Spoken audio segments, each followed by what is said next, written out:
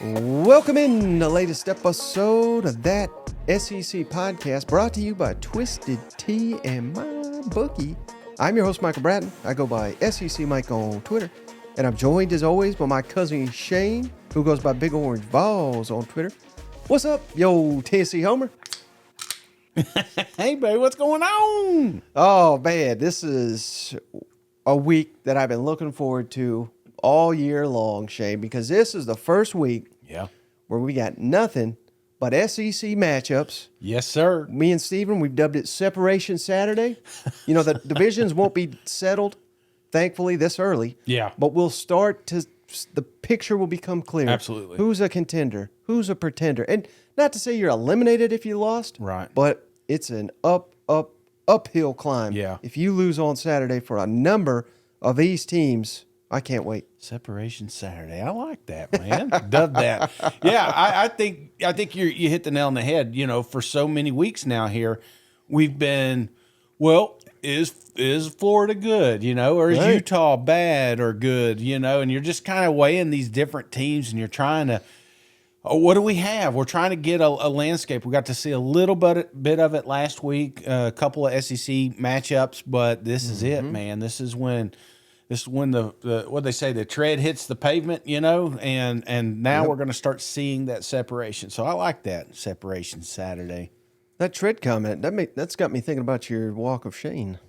Yeah. I just now, like, my head's peeling, you know, I don't know if you know. So I obviously I have no hair. I can't grow it, right? But I let it grow out just a little bit while this whole thing's doing its stuff, you know, because right now I look like I got leprosy or something, you know. So I'm like, I'm just going to let that play out. But it's almost all ailments are gone finally from that Tuesday. You know what I'm saying? So, and that's the number one comment I hear every time I say anything about South Carolina or something or Florida. It's like, you gonna walk a mile forever? I'm like, hell no! You can stop asking that. That's never happening again. All right, Shane, the game I know you can't wait to discuss. South Carolina at Tennessee, dark mode activated. It's going to hype up them fans. They were already at an 11. I don't know how much more excited they could get for this matchup, but this is one of the ones I was talking about, Shane. I think if you lose it, we're basically writing you off. Yeah. I mean, you could still have a good season. Oh, yeah. But you're not going to win the East. Right. If you lose this game, and even though everybody's got Georgia pegged as the team to beat, as they should, the winner's still alive. And that's crucial because you just never know who's going to get hot. How much pressure, and I'm not saying we're going to fire the coach or anything, but who's under more pressure in this matchup? And you could say coach, you could say team, whatever. Tennessee hosting South Carolina. Yeah. Tennessee a big favorite.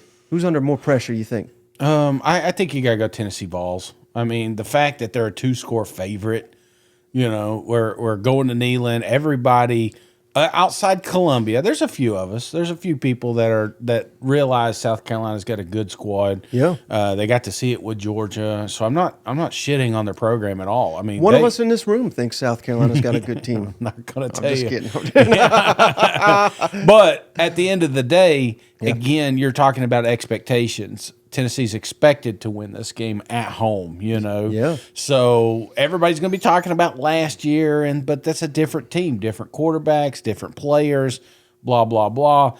This thing is building up to a bigger game. Like you said, the separation, I like that. The only pause I would have on that is South Carolina already played Georgia, and they played them good, you know, played them tight. It could have went either way. So the pressure on South Carolina to win this game is pivotal because after this, then they're compared to lesser than opponents. They don't have an opportunity to play Georgia again. They don't have Tennessee has Alabama. They have Georgia.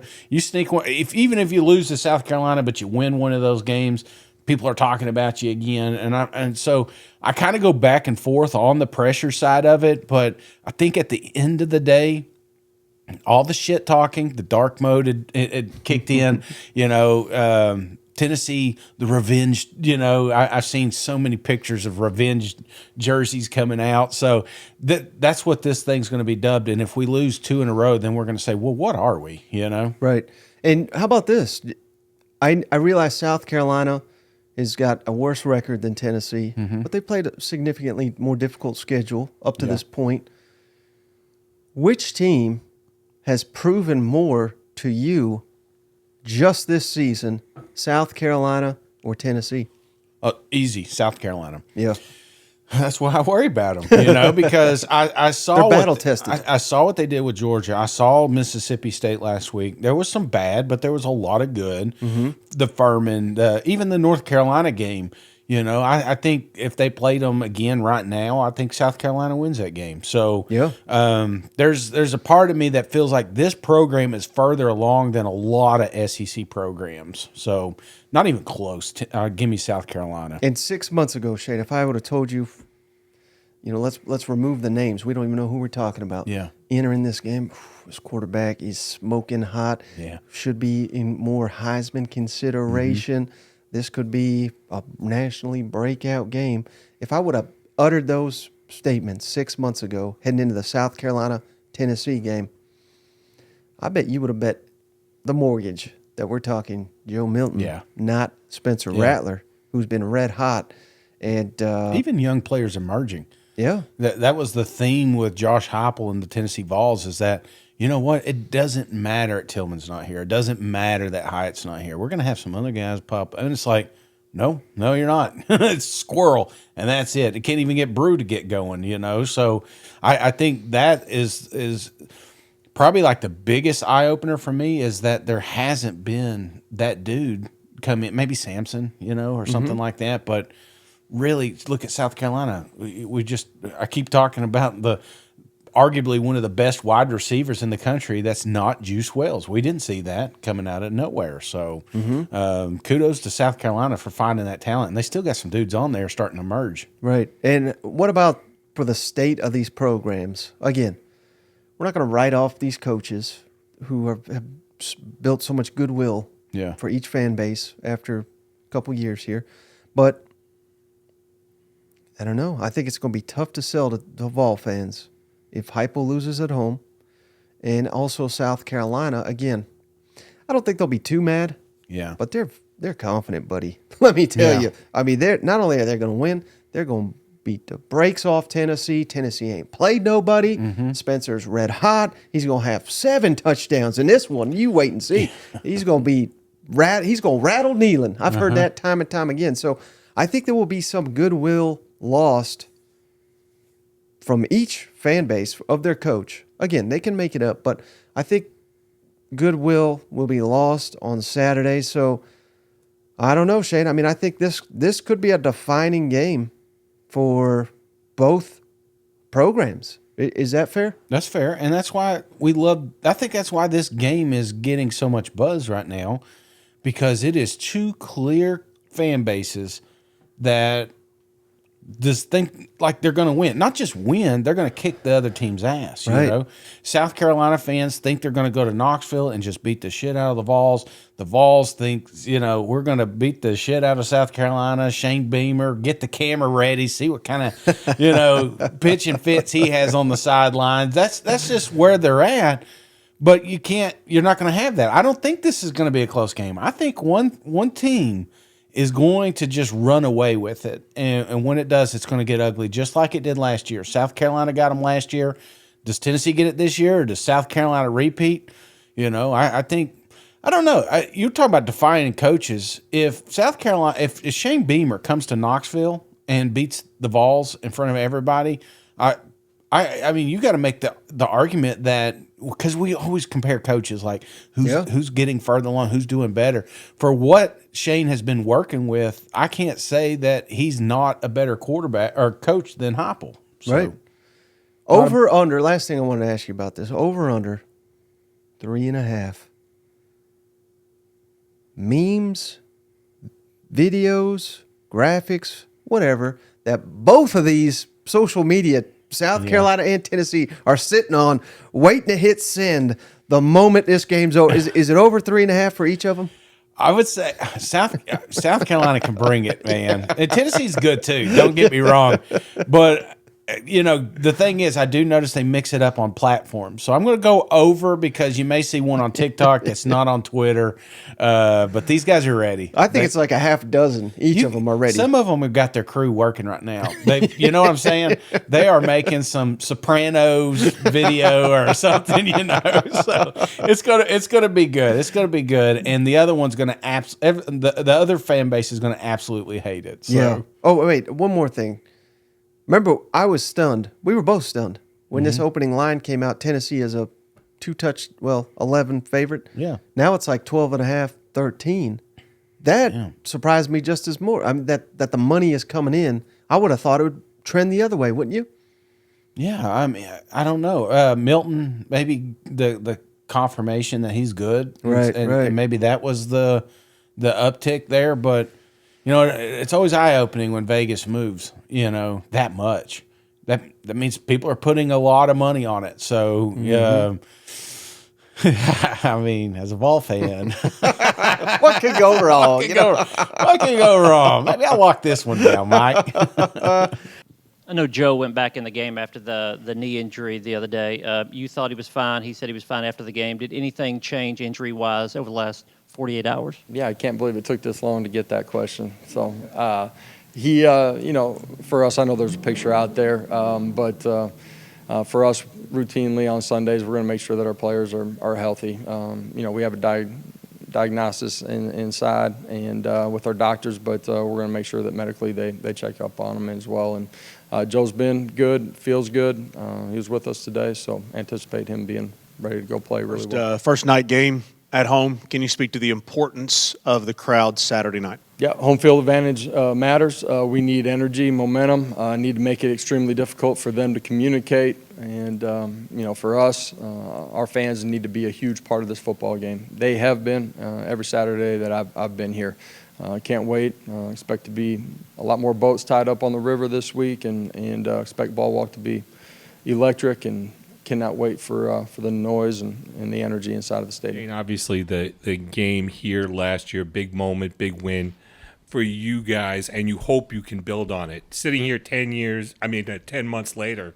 Feels like 10 years at times. I was going to say, have you seen that growth in part because of that victory last year and what it started? Yeah, I think there's signs of it, certainly. Not that we weren't a confident team before that game, but I think certainly the confidence that we took out of that game led right into the next week against Clemson. Didn't win the bowl game, but, gave ourselves an opportunity to. And then just the expectations that we have going into this season. That was a tremendous team that we played last year in Tennessee here at home. And we played obviously really, really well that night. And then I think everybody got to see the Spencer that we had been seeing in practice. He put it all together, and he's only taken off, since that game as well. So certainly there were a lot of things that came out of that night. It wasn't like all of a sudden like we weren't confident and then the flip switched because or the switch flip. You know what I mean? It wasn't like all of a sudden it was from that game, but because we were confident going into it and had some big wins before that. But I think when you just put it all together, national television, people that were here, the whole nation saw it, certainly kind of took things to we were able to take another defense. step. That's a team that specifically, at least on offense, likes to use the width of the field with their receivers, put defenders in space. What kind of challenges does that present to such a young and partially banged up secondary? Yeah, it's tough. One, they got really, really good players. It's the body types at receiver. That's just you got bigger bodies like McCoy, who's just a physical dude out there, and then you got smaller slot receivers like Squirrel and length like number one Thornton that transferred from Oregon. I mean, you got a lot of length out there, all those guys out there. So it's length, it's quickness, it's size, it's physicality, and then you get out there in space. That's tough to handle.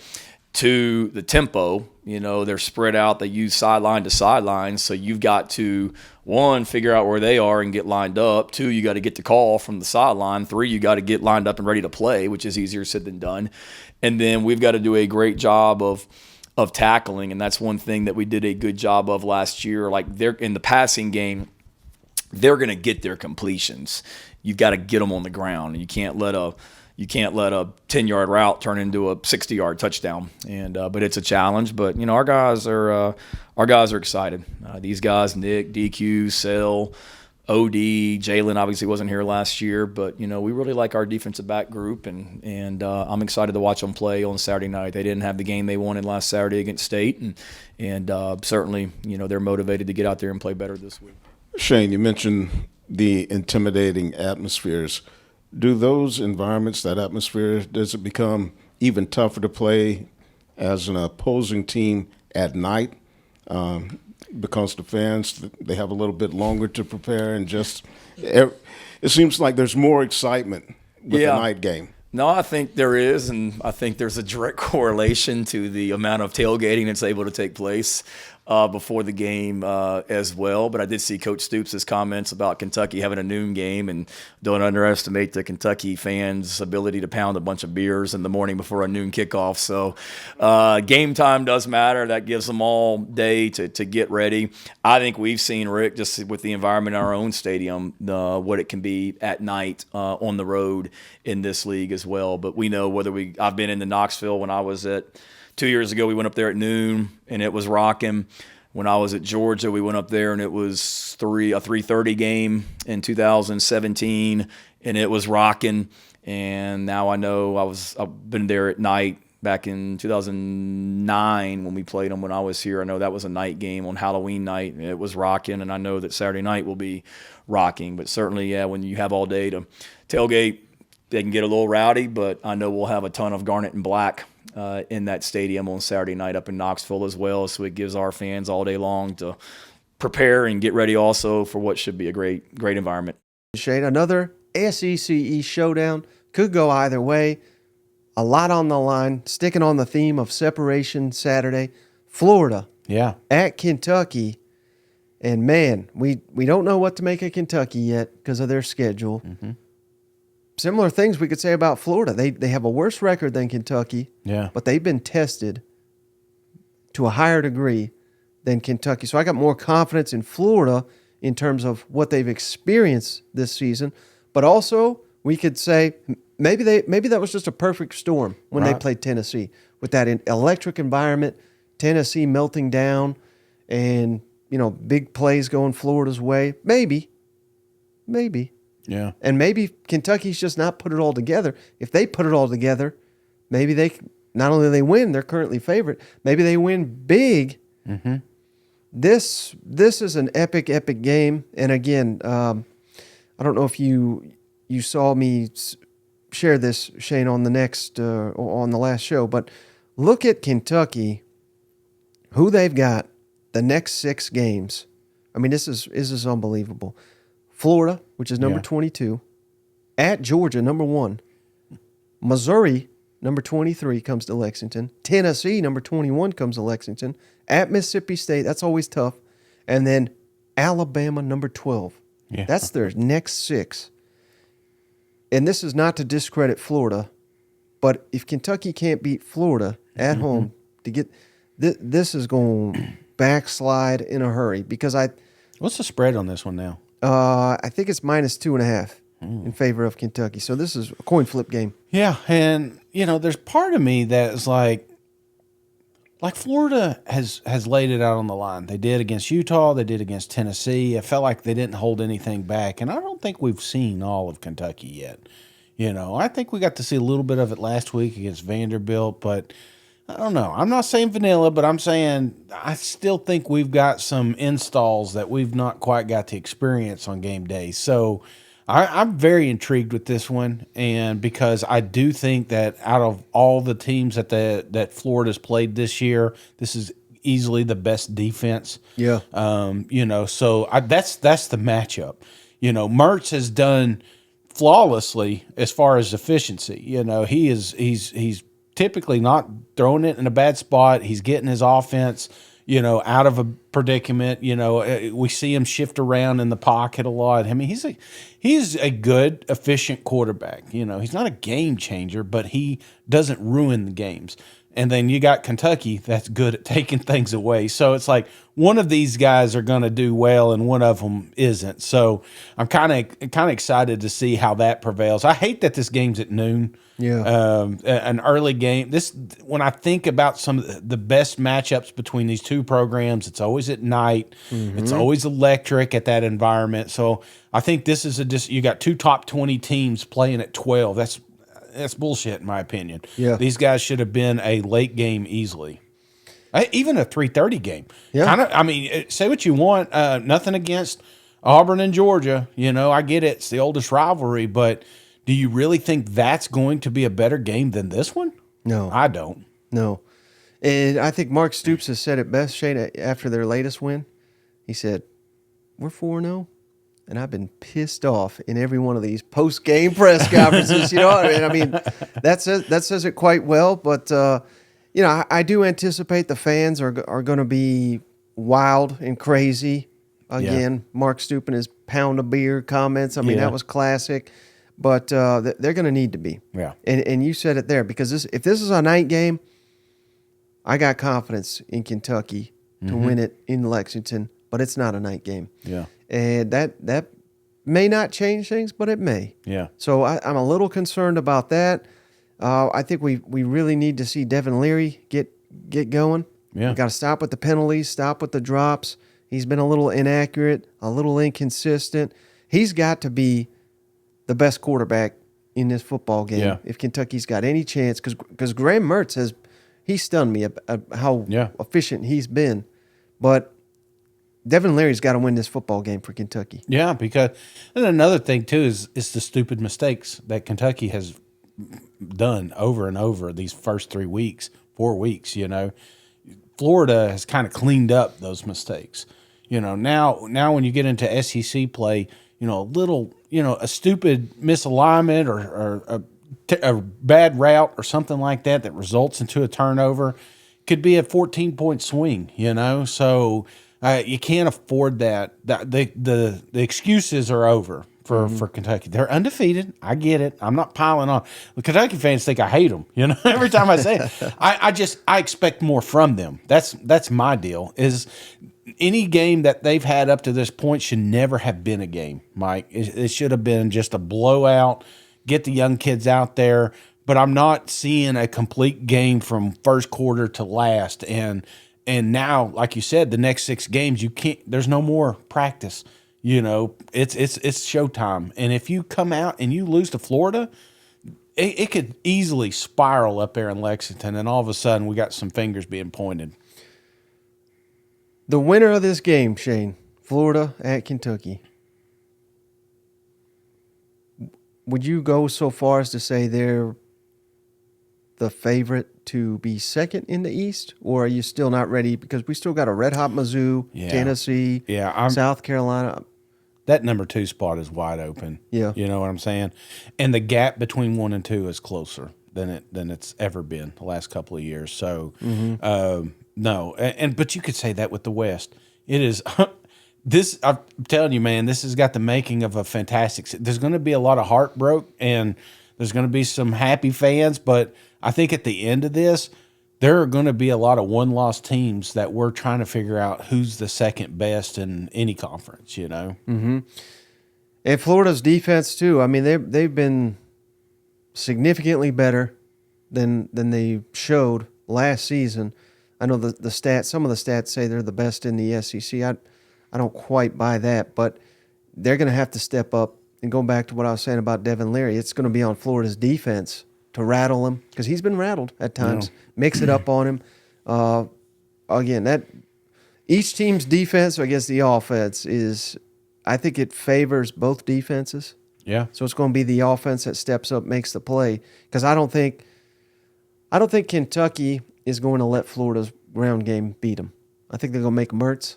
Yeah. And I think same thing. I don't know that Kentucky can run the ball on Florida. No. So it's going to come down to one of these quarterbacks to make the play. You know, seen them big old bastards down there? Nobody's running in Florida. So that's I think that's what it boils down to. The running game is going to be out. It's going to be quarterback versus quarterback here, and the defense. I'm not shitting on Florida defense either, because if you look at it, they played Utah and Tennessee. At the Yeah. start of the season, we thought that was going to be two of the most prolific offenses, and maybe they still are, and Florida just that good at slowing and stopping people. So, Yep. no, this is it's almost like that Spider-Man meme when they're like looking at each other, like, yeah, Kentucky and Florida. I don't know which one's which, but that's why it's only a 2-point spread right now. It's going to be a hell of a matchup. It's just a shame that it's at noon, you know? Right. And especially with the way we came out and started so fast. And it's a good example of what we can do when we put all phases together for good periods of time. So that was a great start to the game. But getting back to Florida, a team that's a very, very good team. You know, they're always talented and well coached. You all know that. They've been dominant on the defensive side of the ball, first in the SEC. I think they're giving up less than, I think it's 2.9, less than 3 yards per rush, not giving up very many yards at all in the pass game. So been very dominant defensively and offensively very efficient. You know, they are going to do what coach does, you know, and you know that starts with them being a physical football team and being committed to the run game, and then booting and play action and things of that nature off of the run game. So, you know, again, a great challenge, and looking forward to getting home. And we need the crowd packed, and we need them loud. It's going to be a big SEC East game, and looking forward to that challenge. With Devin, it looked like it was his best game from a deep ball perspective, hitting on some of those throws. How do you just gain consistency there? Is there still some missed throws and, you know, just... Yeah, I think just continuing to work. I thought last week as a group, our offense, you know, really worked hard, you know, with the receivers and with him, and getting on the same page and getting the timing down, and really trying to be more precise and consistent. And at times that showed up this past week, and we're going to get better. We're going to continue to work and grow in that area. Kentucky skill guys, obviously Devin Leary, the quarterback, and then Ray Davis, the guy that, you know, you were familiar with last year at Vanderbilt and had a big Yeah, no, they're transfer heavy on offense. I think they've got a good group of skill players. You know, running back, primarily the player you're talking about is the featured back. The quarterback was fantastic at NC State. He's had a terrific career, and he's off to a good start. And I think they've got the skill players at receiver. These two true freshmen that played last year are back as sophomores to transfer from Virginia Tech. And then the tight end, I feel like this one guy, he's been there forever. But they've got a good group, and I think up front is where they've made some progress. You know, so in general, I do think they have a good complementary group of players on offense for sure. Generating more explosive plays, almost 200 passing yards on explosive passes. Just how important was that to get going against Charlotte, especially as you start to get into this road stretch against defenses like Kentucky's? Yeah, no, I mean, I think typically it's good. It's good to, you've got to create explosives to win, right? We know that you've got to take care of the ball, you got to get takeaways. You need to win the explosive battle. You need to win the rush battle. And you try to make a game-changing play every week on special teams. I mean, we know those things are, if you just simplified it, those are things that can contribute to that. So in our league, rushing the ball consistently can be challenging at times depending on who you're playing. So you're going to have to create some explosives in the throat. Another separation game here, Shane. Texas A&M, Arkansas in Arlington. The Aggies, man, they got the Razorbacks number like it's nobody's business. But and none of these, I won't use the word fluke, but a lot of them are like wild shit happens where you're like, only to Arkansas could that happen in this game. So there's a lot of bad mojo. This has vibes of Tennessee, Florida for Arkansas in this matchup. But A&M, we don't know about Connor Wigman. Could go, could not.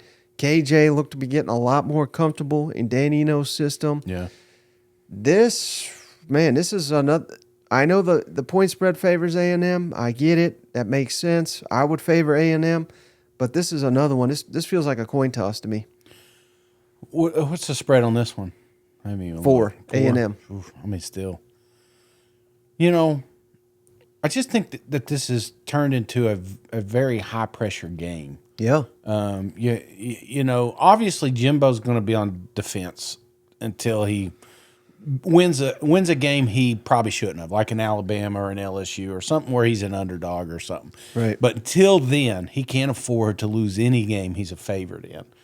And then you got Sam on the other side, deleting Twitter, getting back on Twitter, you know, trying to consult his young players and tell them it's going to be all right. And I get it, man. Social media's a bitch. Trust me, I have seen the dark side. I've been overweight for 41 years, Mike. Not a fat joke out there. I haven't heard. You know what I'm saying? I know there's some mean people, but when you choose the life of the spotlight, you're gonna get it. And so be ready, but don't pay attention to it. That doesn't affect Saturday. Me calling somebody a name or clip art in somebody's chest or whatever. I've seen that one floating around. Well, who cares? You know, Yeah. we're going to go out here and kind of like what's his name said. We're going to do it with our pads. What's his name? Oregon guy. I keep forgetting. Dan Lanning. Yeah, he's like, we're going to do it with our pads. Do it with your pads. Go out here and compete and win a game. You need a big game. Your coach needs it. The fans need it. The players need it. You talk about revitalizing a program. Beating Texas A&M is it a team that's had your number for several years now? Yeah, and there's been some flukes along the way. I won't bring up any field goal kicks or anything like that, but again, you put it all to bed if you can come out here and you win. And I'm Texas A&M. They think they're going to steamroll Arkansas, but this is the best quarterback you faced ever this year. So be ready. We got to see a little bit of it last week against LSU, but man, it's gonna be a hell of a game. Do you think any of that with Sam Pittman and all that is the pressure getting to him? Yeah, I mean, I guess because people doubted him getting the job anyway. There's there's no way this is gonna work. You know, obviously he wasn't plan A, or whatever, but. I think there's a little bit of doubt because Sam's further along in his coaching career and just now getting that opportunity to be a head coach of the SEC. So I could see what he had. He's got that imposter syndrome right now, where he probably thinks that he shouldn't be here and they're catching on to him, But you do that by overanalyzing everything and some of the stuff he's done during the games. I've noticed, just pull the chart. Do you think you can get the first down? Can you get it in shotgun? If you can't, then don't get in shotgun. Or it's just stupid stuff like that you just got to simplify the game. And I've never been a head coach. I've never been, but I've had doubt. I do it now. When we do live shows and we go to SEC media, it's just a matter of time before someone figures out that this gimmick is all, that Shane is an idiot and he shouldn't be on this and somebody else should be over here in this seat. But, you gotta put that to bed. People just want to hear truth. And that's one thing that is one of the things we love most about Coach Pittman is his honesty. But on the backside of that, it gets you hurt because when you're vulnerable, they'll attack it because that's what media does. So right. Enough of the coach. I will say this: it's as simple as going out there and winning football games. That's all it is.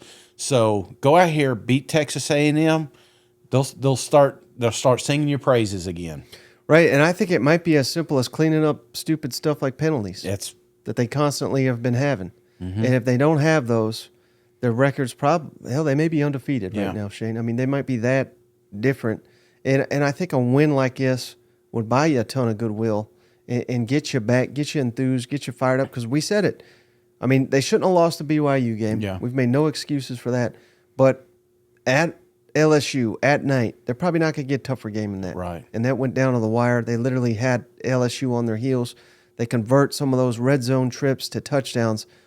That wouldn't even have been a ball game. They would have won maybe even easily against LSU. So if they can do that against A&M, I think they got an excellent chance.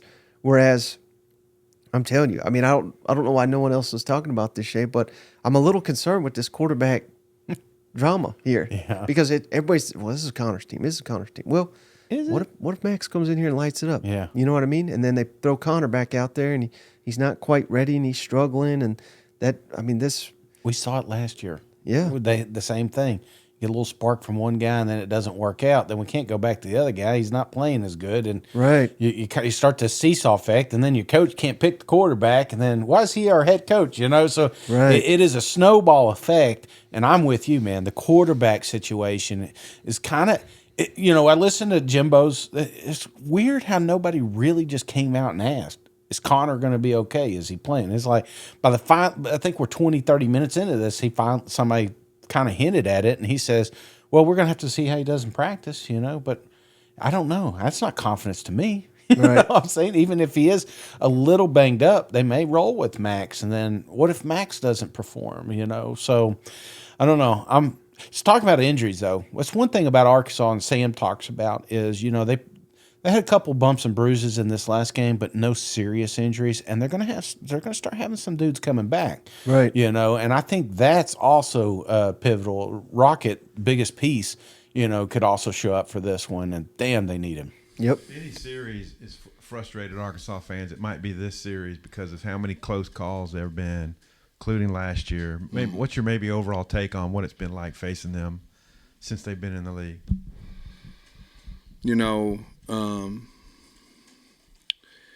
Obviously 2 years ago when we went over there and won, or went down to Dallas. Last year, when I was here before, we lost in overtime. I'm not for sure if it wasn't twice. I think it was once for sure, but I'm not for sure if it wasn't twice. It's a series where, game's going to be close.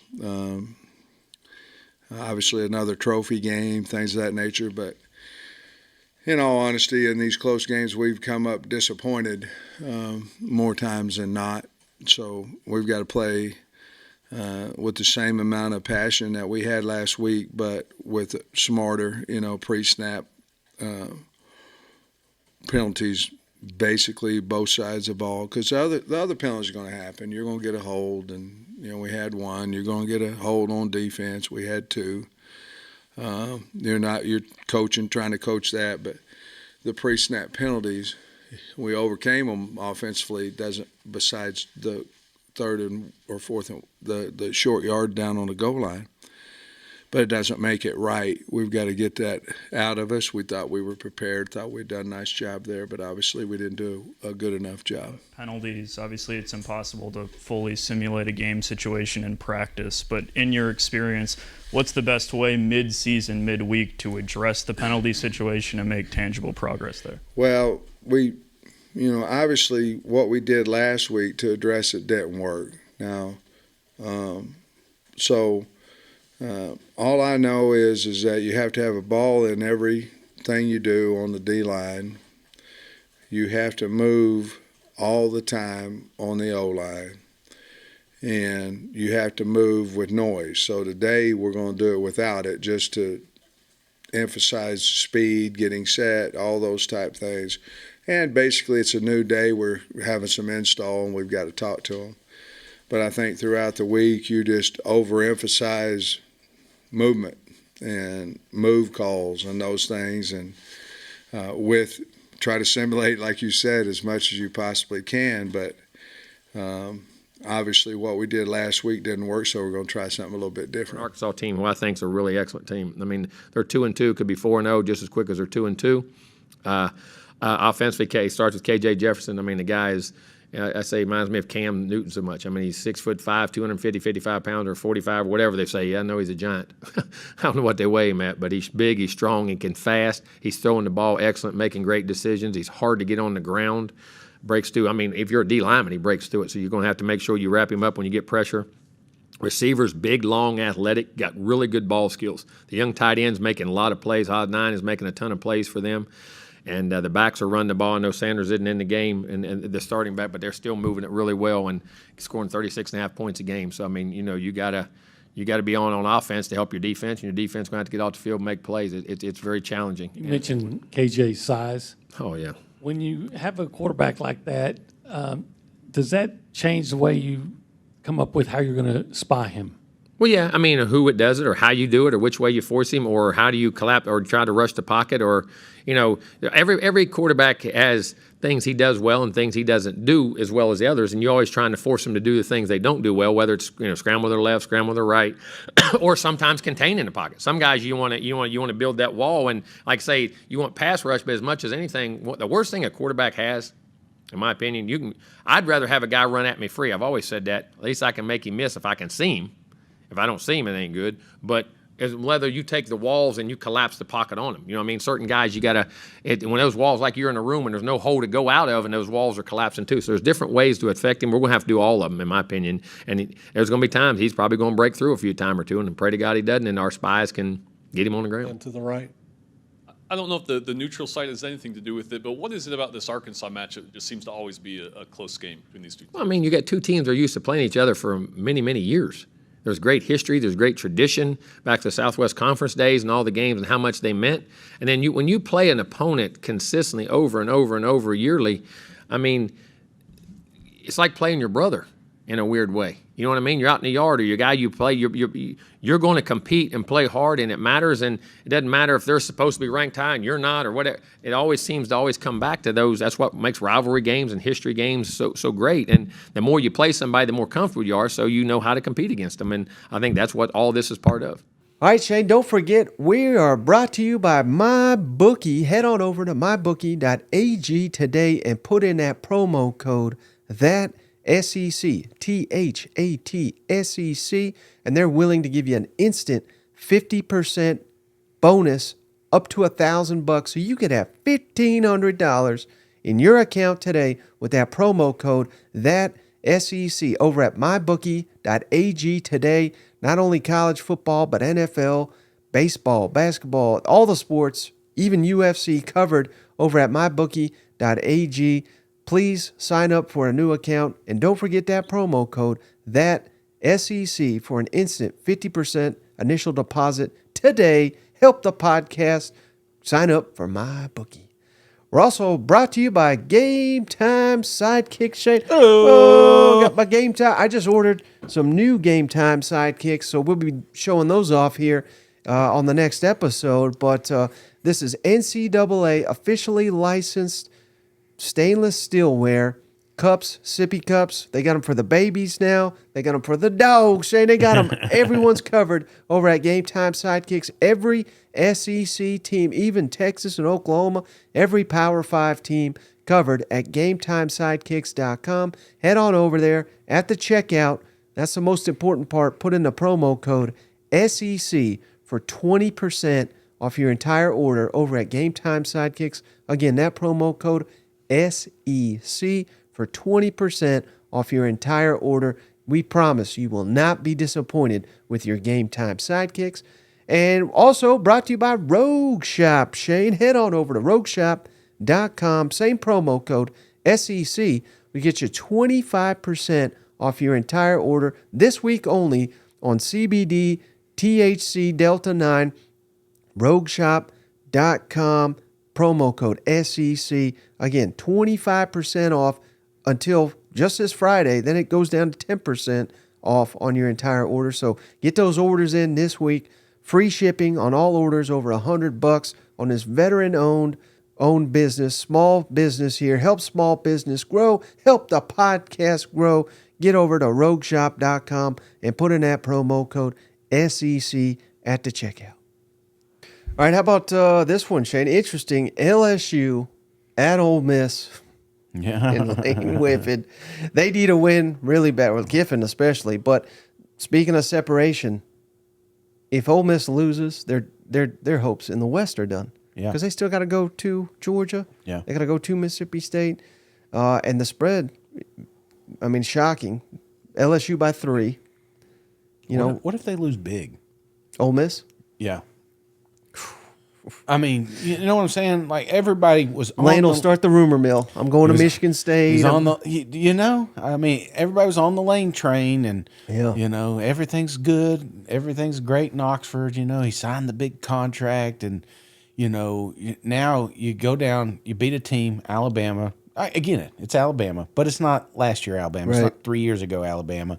This is an Alabama team that people have penciled in as a maybe now instead of a guaranteed loss. So, you have that one, and then you turn around, and if you have a lackluster game and you lose by multiple scores, people are going to start, questioning him and his antics and stuff. Well, not only that, but how they build the roster down there, Shane. Yeah. With adding all these transfers, which it can pay off, or there could be no chemistry.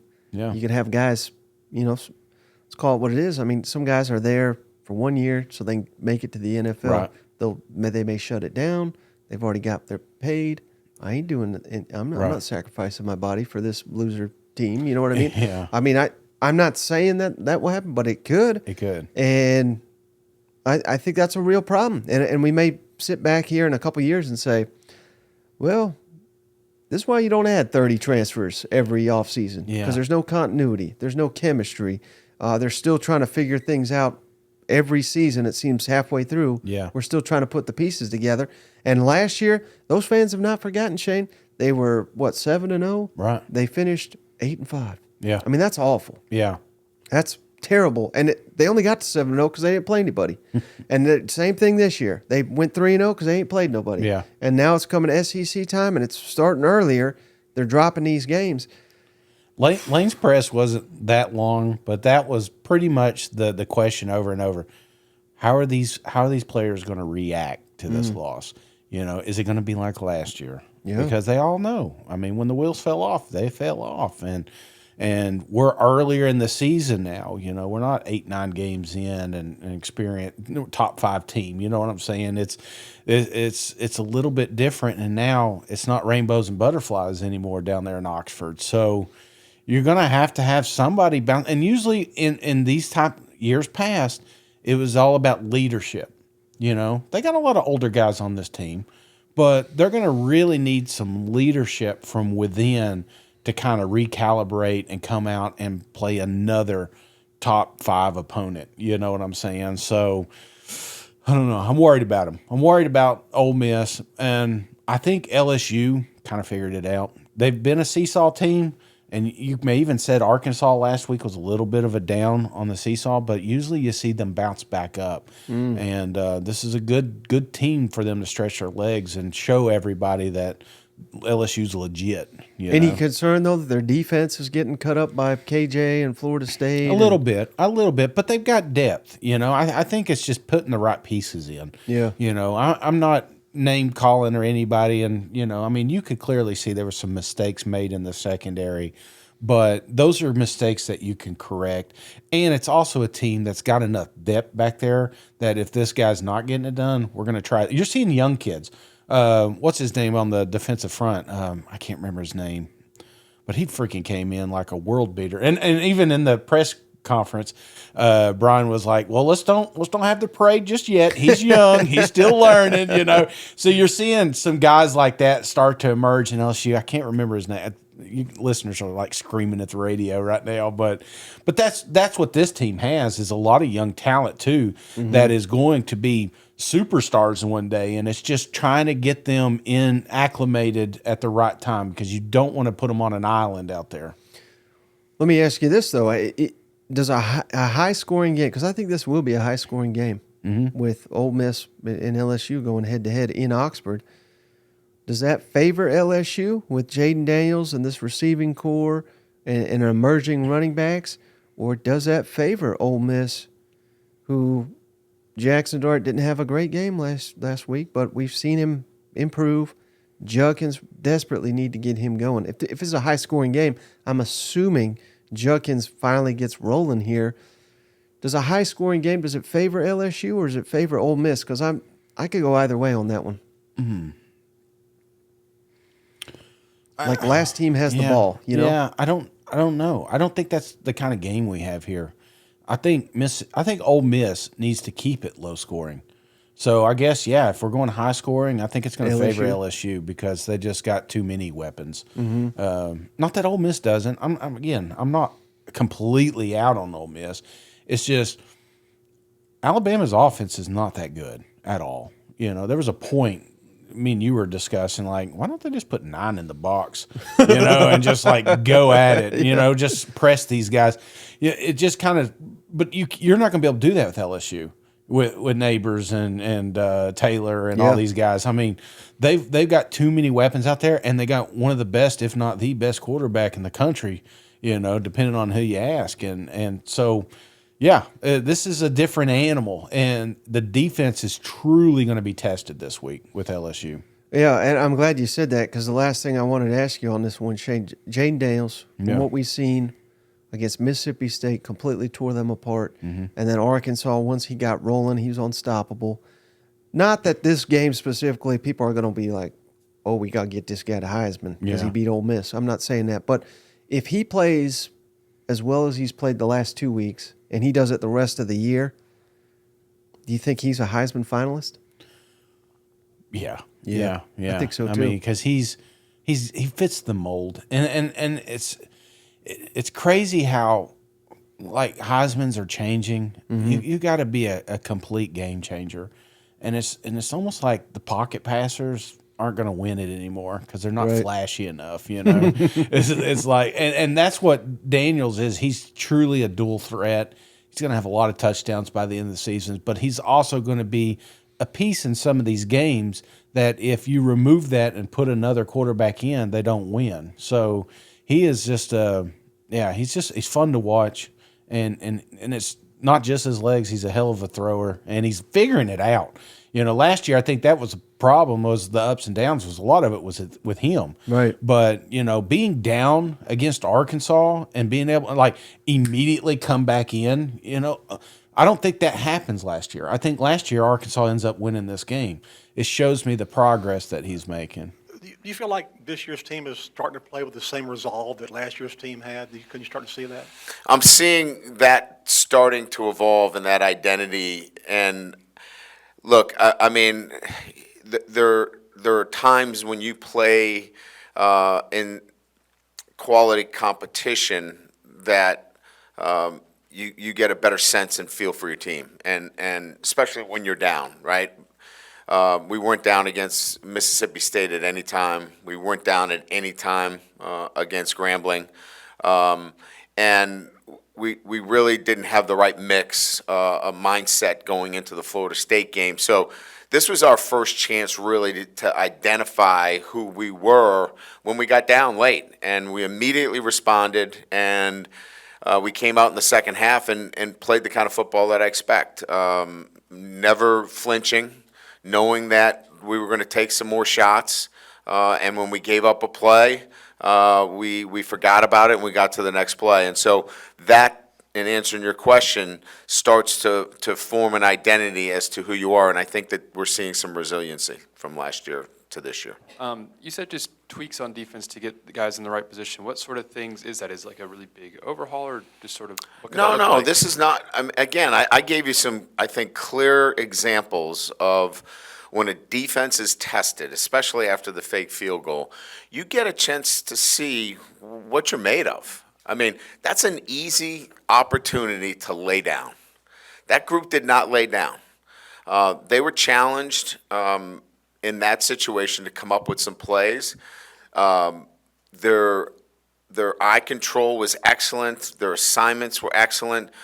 We just need to do that on a more consistent basis, and we tend to lose our focus, and we just have to drive that home with this group, that when they are doing the little things the right way, they're a pretty good defense.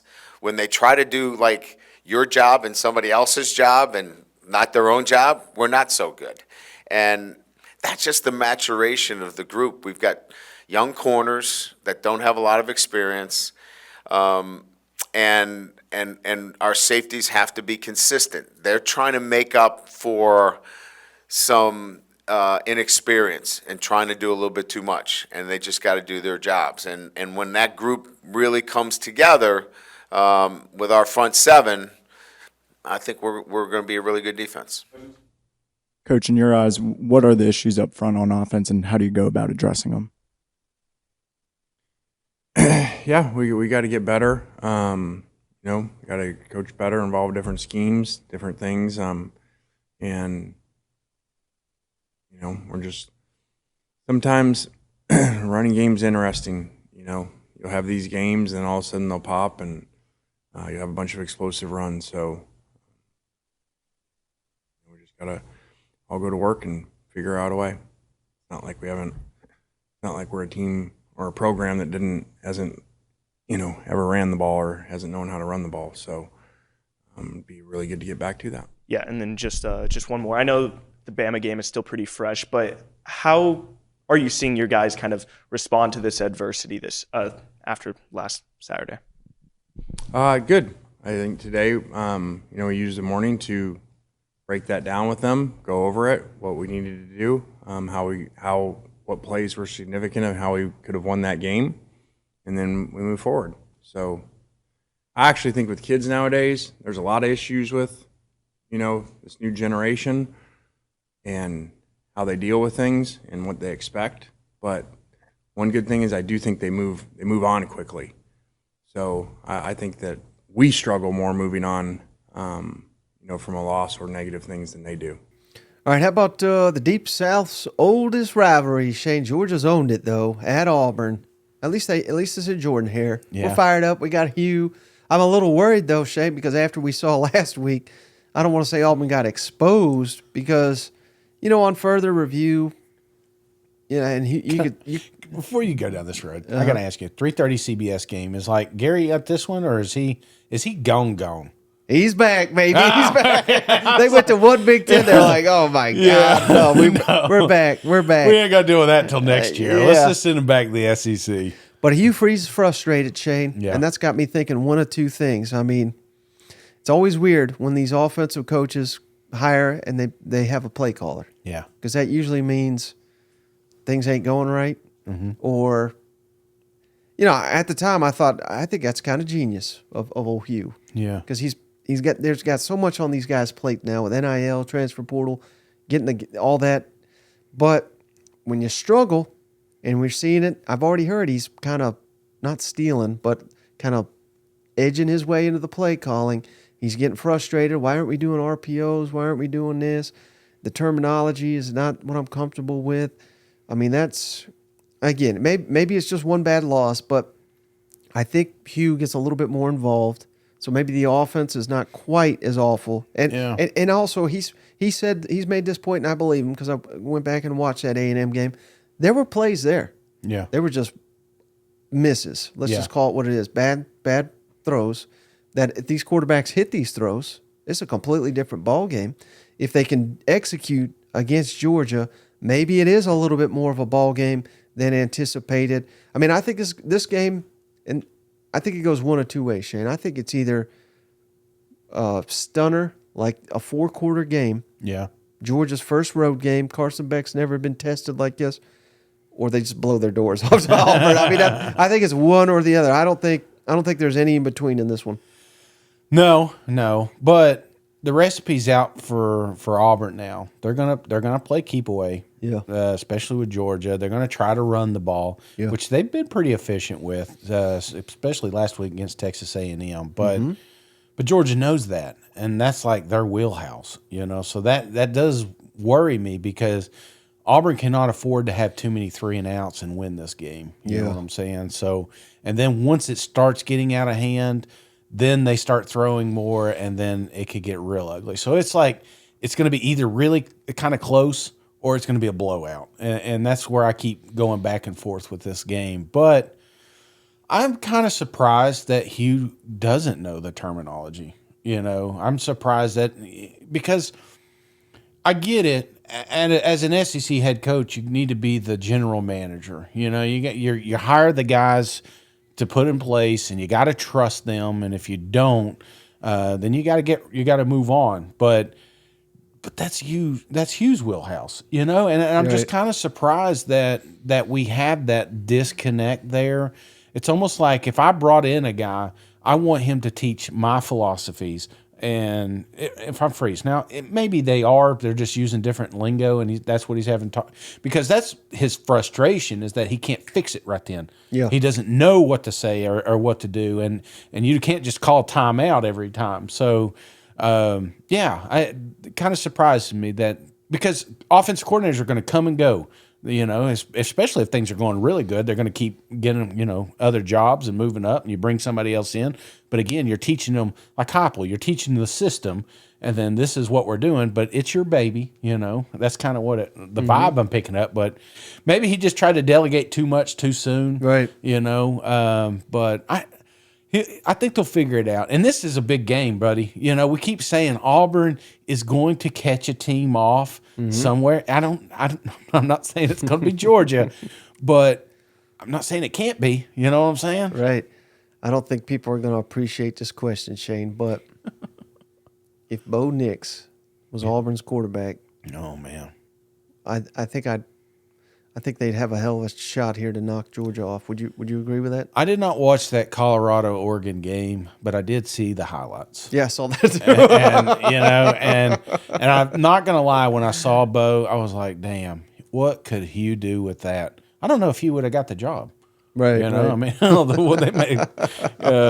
What's his name in there? But I'm kind of with you there. If he's just missing the piece, and we all thought it was going to be Thorne, but yeah, I mean, has there been any transfer quarterbacks that have hit this year? That's kind of unusual. Graham Mertz, I think. Mertz, yeah, isn't that crazy? Like one of the last guys you expected to hit turns out to be pretty decent, But the other ones, Thorne and all the Alabama guys and Leary, I guess you could argue, but I mean, still, he's not been exactly what we thought he would be. Yeah. But years past, I guess we're not counting Spencer Rattler, right? Because he was already there. Well, no, yeah, already there. Yeah. Because then you got Rattler and you got Hooker and those guys. I mean, right. Those crop they did great, But this last batch of transfers, it's like, arguably you could say the best transfer is backup to Dart. Do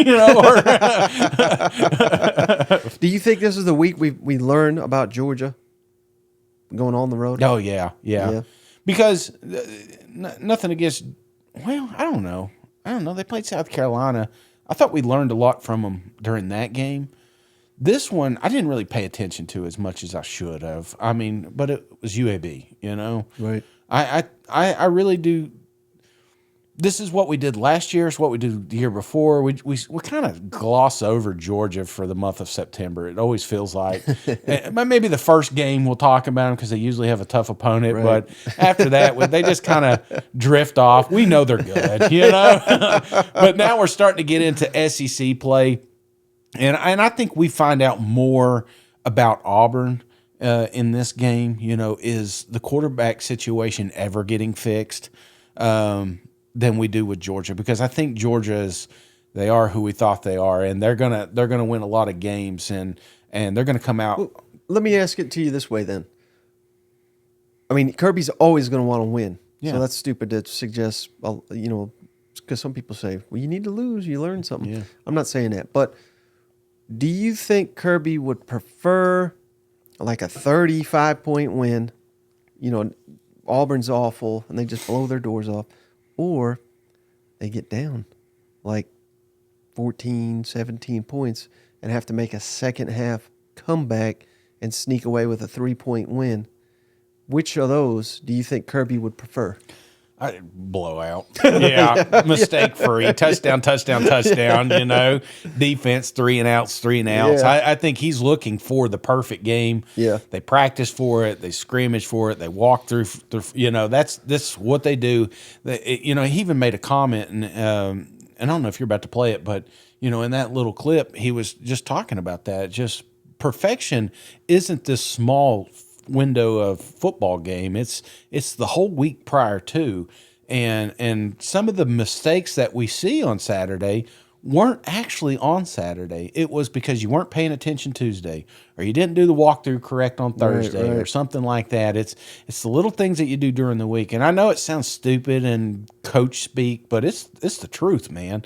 If you don't practice that way, you don't play that way. And I think the South Carolina wake-up call being down at that half, that was the loss. That was a loss for Kirby. That they can pull back that tape and say, hey, we can't just guarantee a win. We can't just put our pads on, go out here, and walk away with a victory, because there's going to be another team that steps in on that field that's going to be better, and they're going to punch us in the mouth. And if we're not prepared, we're going to lose, and then all the dreams go away. Right. Everybody's going to talk about how good Georgia used to be. So, yeah, there's plenty of ammunition for the mistakes they've made during the season so far. But you talk about a team that has slowly progressed and is now kind of in season form. That's these guys. And again, healthy, starting to get some of these guys coming back. And that's the last thing these other opponents want. You're talking about something like no RPOs and those things. How involved are you in the game plan, and do you see yourself getting more involved in the play calling? Boy, this is something I'm struggling with. That's all I probably need to say. It's not that I don't have. It's just this is new for me, and I'm afraid when I get if I did try to get too involved, that it could cause confusion with terminology. But obviously, they're going through the game plan with me. I mean, I go through the game plan with both sides and special teams, and so again, I thought the game plan was solid last week, and so. Again, some of it is, but it's a struggle for me, and I've confessed that to everybody in the building. Where that ultimately leads to, let's see how the year unfolds. But it's, I'm confident that I'm going to be more involved. But it's still difficult when it's kind of not your terminology, and it's kind of hard to make a lot of adjustments right on the fly on the sideline. And so anyway, I think Monty and them are doing a great job right now of trying to correct the issues that we all see. And let's see how these weeks progress. But we were together a lot last night, a lot this morning, and we'll be this afternoon, making sure. Now, look, you still got to block them. And you still got to go win a one-on-one. And that's easier said than done right now with the talent level that we're facing with a Georgia or an LSU in particular that are coming up the next two, and even A&M.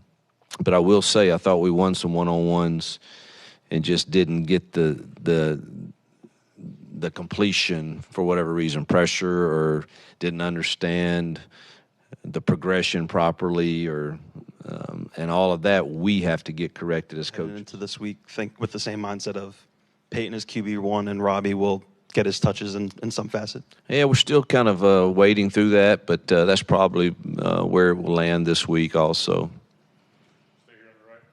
Just following up on the quarterbacks, talked about kind of Peyton probably being the one that you were going to look at this week. Is you said that he has to keep earning the job. I guess, how does he earn the job going forward at this point?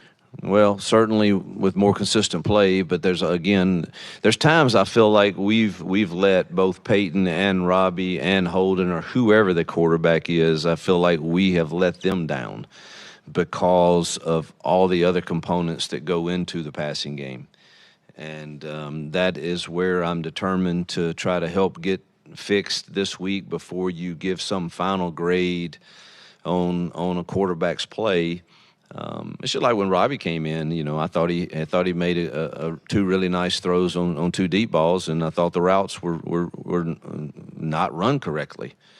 And so I know that quarterbacks and coaches get the blame. Coaches, we deserve it. Quarterbacks don't always probably deserve it. And so I think, again, I've said we're still a work in progress with the roster that we have. And I think I've always kind of had in my mind that I kind of divide the season up. So there's a season one, which is the season up until the open week. And then you've got a lot of evaluating to do that open week as to how you move forward from there. Coach, you spoke about that a little bit Saturday night. Could you elaborate on what makes different road environments unique to themselves? I think they're more similar than unique. I would have a hard time, pinpointing differences other than they're all loud as hell in our conference, and they do a great job. I mean, we went to Missouri last year, and I thought it was as loud as anything at night. The environment was really loud, and it's not even an enclosed stadium, and then this stadium is enclosed, and it's similar to ours. People have always said there's a similarity between the look of theirs and ours, but it's extremely loud. I mean, I don't know how to differentiate one school to another because they're just loud. All their fans are passionate. It's very similar about it. As far as just the play on the field, would you say that is elite? And if not, how close or far do you think that is? I don't really judge it that way. I don't think that answers your question, but I'm looking at the progress, and I'm looking at how much we improve each week through our practices, because the game is such a small vision of what we see, and we put so much value in the prep, the walkthrough, the reps, the good on good, the opportunity periods where we get younger player snaps. I mean, I put so much into that I've been very pleased at the progression we've had in that. As far as the field goes, it's so small that every test is another chance. It's like these little small chapters, and we're going into chapter, 5, I guess? So we're going into chapter 5, and we're going to see how we do. All right, how about Alabama at Mississippi State? They've owned the series. Yeah. But this is not that Alabama. No. You know what I mean? Of course, maybe it's not that Mississippi State either. So I know so many people, Shane, back on the bandwagon. Oh, you fool with the decaying dynasty. Did you see what we did to Lane Whiffen? We dominated, yada, Do you know yada, how yada. close Mississippi State and Alabama are? Get ready for that stat line. Closest in the end, 86 miles or something. But am I crazy, Shane? I think Mississippi State has got a shot in this ball game. After seeing the passing game come alive, Will Rogers, I think they've made the adjustments to get him comfortable in the offense. Rowdy environment. I mean, Alabama, I think, has to jump out to a lead, silence this crowd, because if they keep them in it, I think there is a real shot Bama goes down on Saturday. There's something to this game, Mike. I don't know what it is, and I guess that's it. I guess Will Rogers, they discovered vertical passing last week. That was a big one. But, I think about the other Alabama games that we've seen up to this point, and the ones they really struggle with is the ones that can throw the ball. You look at Texas, that's what they were able to do. They were able to stretch the field, and that's important because then they would be able to run.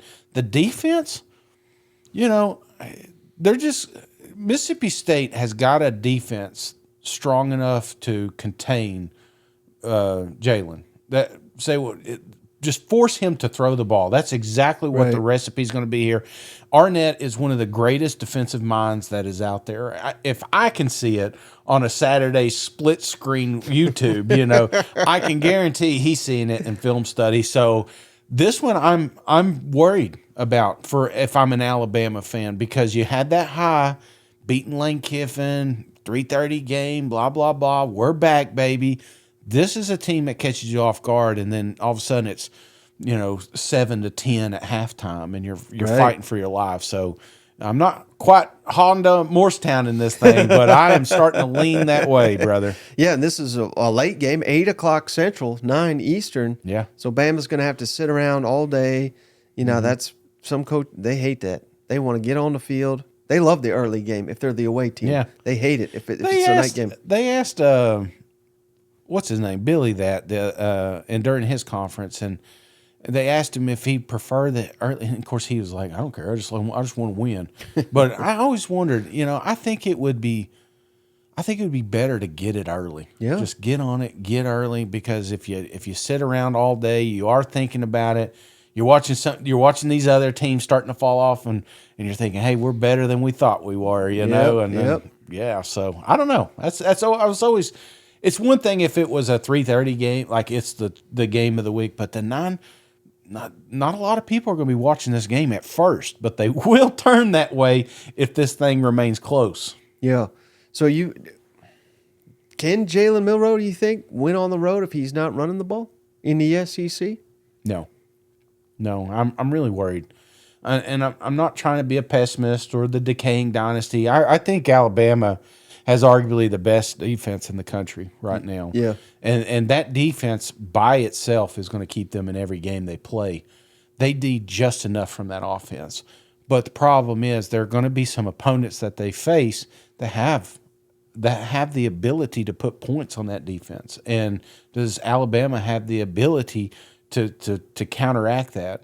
Maybe, because there's flashes of Jalen throwing some wonderful passes downfield, but there's also stupid mistakes being made. And so the inconsistencies for me has me worried about Alabama. I do think they're a great team.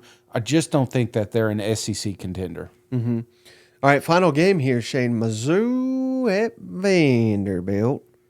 Tigers, a big favorite, 12-point favorite, but I'm a little worried about this one too, Shane.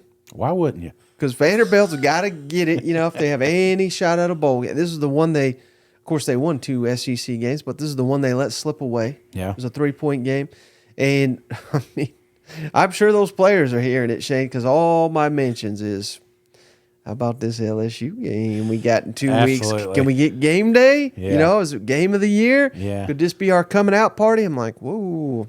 Easy. You got a conference game here coming up. So, Mizzou should win this game. They should win it comfortably. But this is college football, man. Just because you should don't mean it's going to happen. Well, and Mizzou's had the unique ability to play down to their opponents and up to their opponents. It's just they've kept every game closer than it should be. And so I worry about every team, especially an SEC opponent. So Vanderbilt, did they look bad against Kentucky? Yes, but they also had moments where they looked really good, and maybe they learned something from the mistakes that they made last week. And, they've played a lot of games, more games than anybody in the conference right now, but they still got a quarterback that has the ability to get it done if he can get time. And, when you have a good quarterback, and I know Swan gets a bad rap, and if you look at the stat line, yes, he looked bad, but, he was fighting for his life a lot of times too, and he threw some stupid mistakes. Yeah. But he also has the ability to just figure it out, and I keep waiting for it. I thought we'd have it by week 6, but, we haven't. So maybe it's this week. I just don't want Mizzou to get caught looking ahead, and they already are. And they'd be lying if they're because I've seen it. Like you said, can LSU is this Mizzou? Are you going to be this guy? I'm getting this in my feeds, and that's okay for fans, but it's not okay for players. Players need to dial in and be ready for this Vanderbilt team, because if not, all those dreams go right out the window. Yeah, that's something Missouri, their players, their coaches, they have no experience with handling success. Yeah. How will they handle it? And I think that's why Drink came out in the Memphis game right off the bat, kicked the surprise onside, launch a deep one. That hit. Yeah. But I think he knew he had to get his team engaged and fired up early. Yeah. Otherwise, we may be sleepwalking here through Memphis. Where's this game at Vanderbilt. With the construction and everything. I've heard Kentucky and all that. They're like, man, that was a wild scene. You got cranes and construction people. Are they working while they're playing? Is they stop and they watch the game. The hard workers there, yeah. I love it. Well, hey, bring your hard hats, because you're going to need it's going to be a physical ball game. And I don't want Mizzou is on the right path, man. I'm looking ahead. I would love to see undefeated Mizzou going against a top 5 LSU team. There's no reason game day shouldn't choose that. I don't know. I haven't looked at the schedules of the other stupid conferences, but I'm sure they'll find some rando team out there that's got a cool story or something. Yeah, but San Jose State or something. I don't know. But when it's all said and done, they're on the right path. They're doing the right things. They keep finding ways to win. Don't get distracted. You're going away. There's a lot of times with Vanderbilt even. Look at Kentucky. Look at Florida last year. neither one of those teams expected to lose to Vanderbilt, but they did. Yeah. And it was embarrassing. And nobody's going to take all that success you had, even against Kansas State. Nobody cares if you lose this game to Vanderbilt. Yep. Well, buddy, I can't wait for it. A loaded slate. Nothing but conference matchups. It's going to be one hell of a Saturday. Hell yeah. You got anything else before we hop off the line? No, pumped up, man. Pumped up. I'm still going back and forth on. A lot of people ask me about the South Carolina game. I'm not fully. I may be there, may not. I'm still working some logistic stuff from my household mainly. So, but I think. Regardless, it's going to be awesome. The entire Saturday is going to be awesome. Like you said, Separation Saturday. Come on now. You sure I didn't tell you that? Sure I didn't come up with that one? No. Well, I appreciate you, buddy. I appreciate each and every one of you for hanging out. We'll catch you on the next one. All right, see you guys. Go Vols. Dark mode.